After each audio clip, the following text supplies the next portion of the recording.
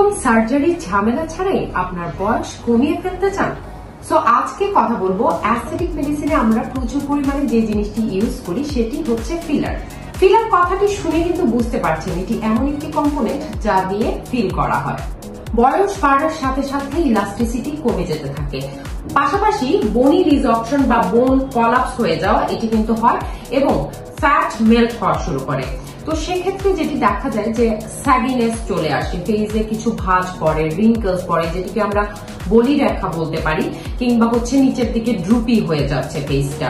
সেক্ষেত্রে কিন্তু আমরা ফিলারের মাধ্যমে আপনার ফেসটা লিফট করতে পারি বা ভলিউম বাড়াতে পারি।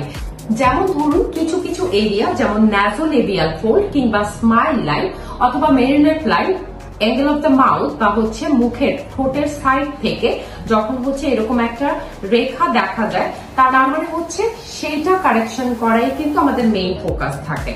পাশাপাশি 8 পয়েন্ট লিফটিং এর মাধ্যমেও কিন্তু আমরা খুব সুন্দরভাবে আপনার ফেসটাকে লিফট করতে পারি।